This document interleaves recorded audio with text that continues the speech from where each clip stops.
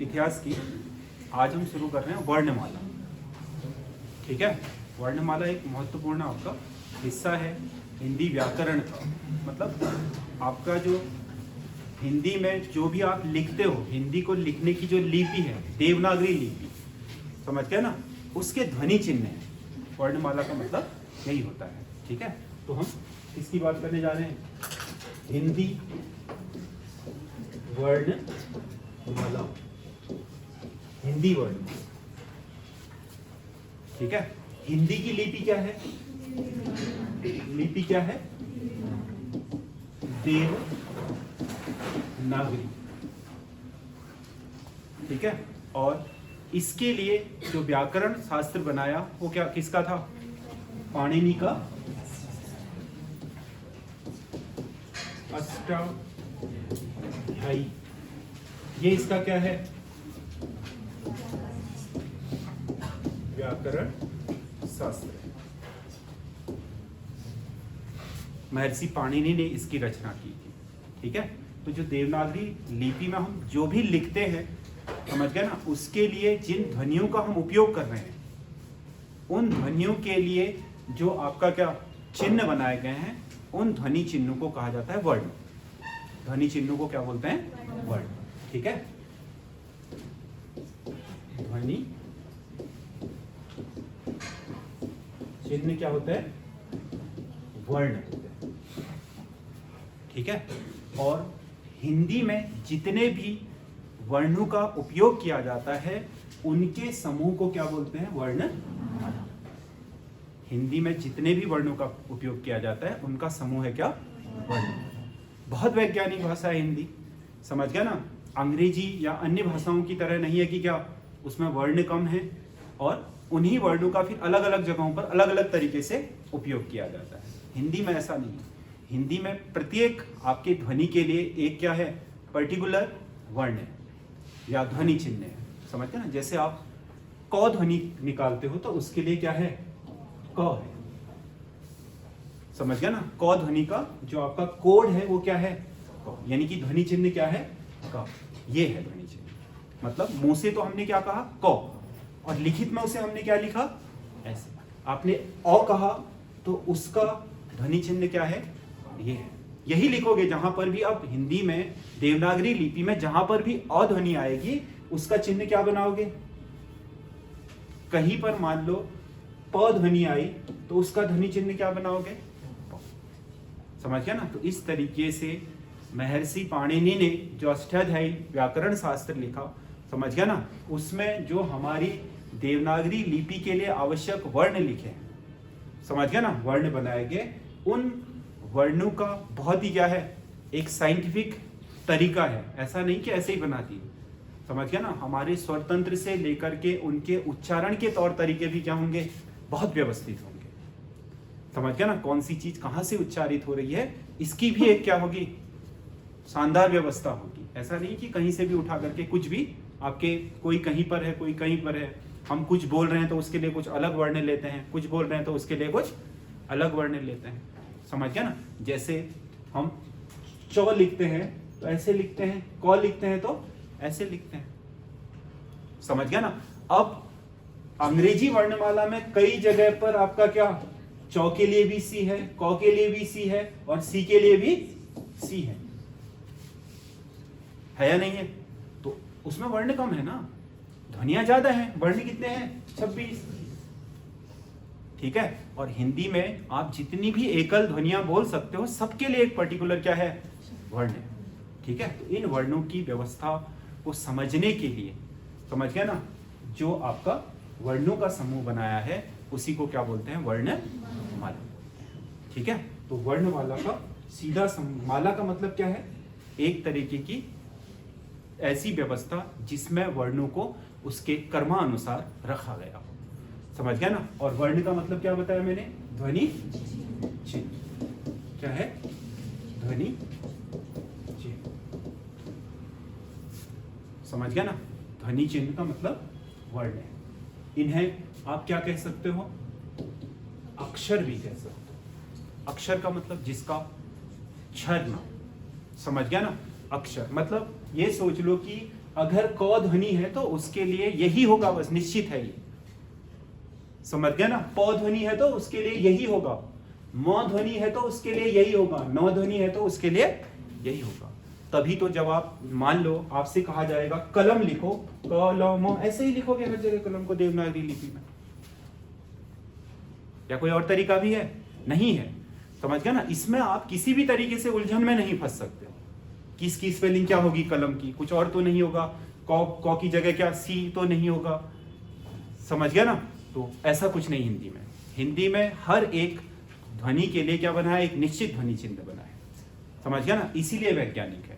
और उन ध्वनि चिन्हों को बड़े व्यवस्थित तरीके से उनके उच्चारण स्थलों के आधार पर, समझ गया ना, उनमें लगने वाले आपके जो प्राण है यानी कि श्वास की मात्रा है उसके आधार पर, समझ गया ना, कई तरीकों से व्यवस्थित किया गया है।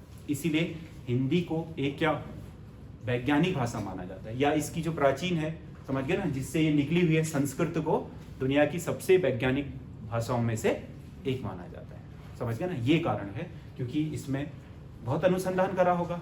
ऐसा तो है नहीं आप लोगों से कहा जाए कि आप लोग क्या करो 10 तरह की ध्वनियां निकालो, तो फिर आप दोहराने लग जाएंगे 10 में, समझ गया ना। जिस व्यक्ति ने भी ये वर्णमाला बनाई होगी उसने बड़ा लंबा चौड़ा अनुसंधान करा होगा इसमें, समझ गया ना, सोचा होगा, समझा होगा, लोगों को बोलते हुए ऑब्जर्व करा होगा, तब जाकर के उसे समझ में आया होगा कि इंसान अधिकतम इतनी ही एकल ध्वनियां निकाल सकता है, समझ गया ना। एकल ध्वनि, शब्द की बात नहीं कर रहा हूं।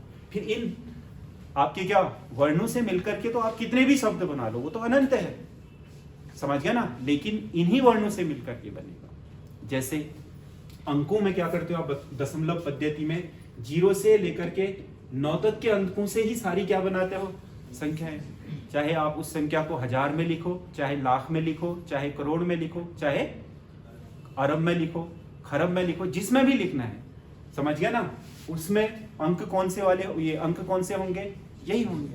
वैसे हिंदी की जो लिपि है, समझ गया ना, देवनागरी, जब भी आप हिंदी को लिखित में व्यक्त करोगे, अपनी भावनाओं को लिखित में लिखना चाहोगे, तो आपके पास केवल 52 वर्ण होंगे। कितने होंगे, 52, समझ गया ना। ये निष्कर्ष है इसका वर्णमाला का। अब वो 52 वर्णों का विभाजन कैसे किया गया है, समझ गया ना, उनकी व्यवस्था किस तरीके से की गई है, उसी को हम क्या बोलते हैं, माला, यानी कि वर्णमाला, समझ गया ना। तो हिंदी की लिपि क्या है, देवनागरी लिपि है, समझ गया ना। और देवनागरी लिपि में प्रत्येक पर्टिकुलर ध्वनि के लिए जो चिन्ह निर्धारित किए गए हैं, उन ध्वनि चिन्हों को क्या कहा जाता है, वर्ण। ध्वनि चिन्हों को क्या कहा जाता है, वर्ण। वर्ण या क्या बोला जाएगा, अक्षर, या क्या बोला जाएगा, ध्वनि। ठीक है। ये किसी भी भाषा की सबसे छोटी इकाई होती है, समझ गया ना। जो भी आप विचार व्यक्त करोगे, शब्द बनाओगे तो किससे बनेगा, वर्ण से। वाक्य बनाओगे तो कई शब्दों से मिलकर के बनेगा। तो सबसे छोटी इकाई क्या होगी, क्या होगी, समझ गया ना। किसी भी भाषा की, चाहे वो अंग्रेजी की भाषा की होगी, तो उसमें क्या बोलते हैं हम उसको, अल्फाबेट बोलते हैं या नहीं, समझ रहे हो।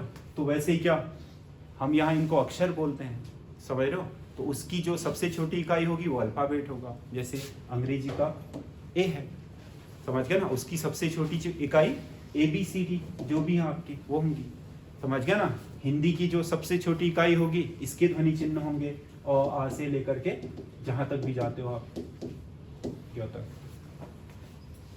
समझ गए। तो इनकी व्यवस्था को जैसे वैज्ञानिक ढंग से इनको बनाया है, उसी वैज्ञानिक ढंग से समझने का प्रयास करो, समझ गया ना, ये आसान हो जाएगा, समझ गए। अगर इसको क्या आप रटने का प्रयास करोगे तो फिर बार बार भूलते जाओगे, बार बार भूलते जाओगे, समझ गया ना। इसीलिए जैसी व्यवस्था में है ये, समझ गया ना, उसी व्यवस्था में इसको सीख लो, समझ गया ना, आपका हमेशा के लिए हो जाएगा, फिर आपको कोई समस्या नहीं रहेगी। ठीक है। तो हिंदी की जो वर्णमाला है, इसमें टोटल वर्ण कितने हैं, 52। कितने वर्ण हैं, 52 वर्ण है। ठीक है। इन वर्णों का विभाजन किया गया है इन वर्णों का विभाजन किया गया है स्वर और व्यंजन में। किसमें? स्वर और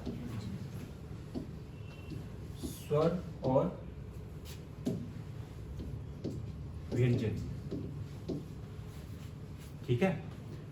स्वर का मतलब है वह ध्वनि चिन्ह जिनको बोलते समय हमारे मुख या स्वर तंत्र को बहुत अधिक क्या प्रयास नहीं करने पड़ते, यानी कि बिना रुकावट के हम उन्हें बोल सकते।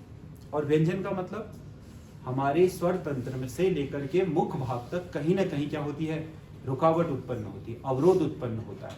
उन स्वरों को, उन वर्णों को बोलते समय उन्हें क्या बोलते हैं? व्यंजन। ठीक है। तो हिंदी वर्णमाला में 52 में से स्वरों की संख्या है कितनी? 11। स्वरों की संख्या कितनी है? 11। शेष 42 क्या होंगे? सॉरी 41 क्या होंगे?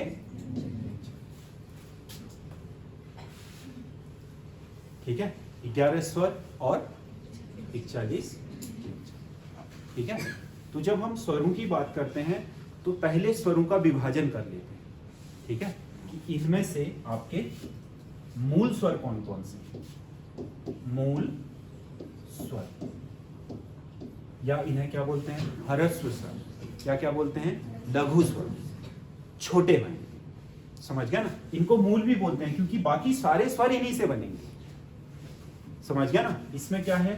अ और छोटी ई, छोटा ऊ और री, 4। ठीक है। चाहे आप इसे मूल स्वर कह लो, चाहे लघु स्वर कह लो, चाहे ह्रस्व स्वर कह लो, एक ही बात है। ठीक है। इसके बाद दूसरे स्वर होंगे दीर्घ। कौन से वाले?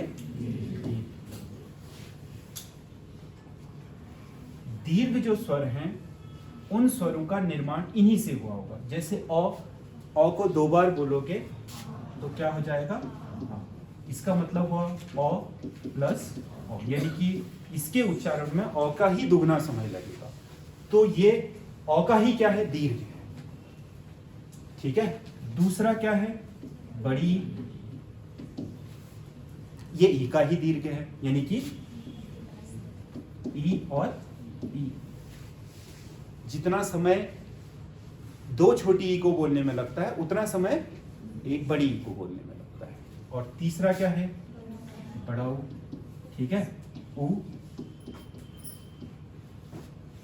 धन ऊ हो जाए।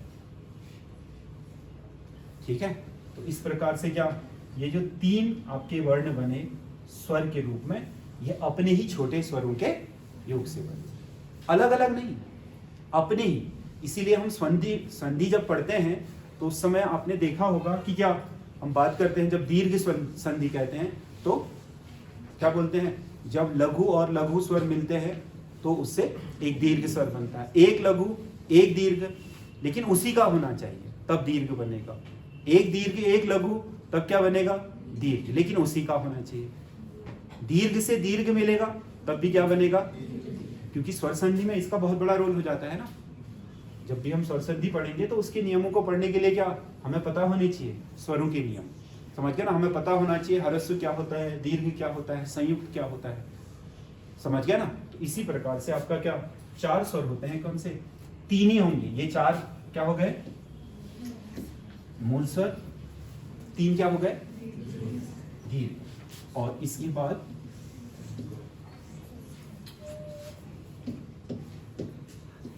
संयुक्त स्वर कितने हो गए? 4। ठीक है। इसमें है ए, आई, ओ और औ। ठीक है। अब संयुक्त क्यों बोलते हैं? क्योंकि 2 अलग अलग स्वरों के मेल से बने, 2 अलग अलग स्वरों के मेल से। समझ गया ना?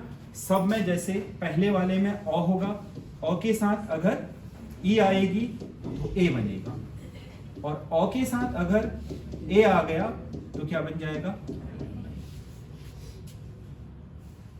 ठीक है।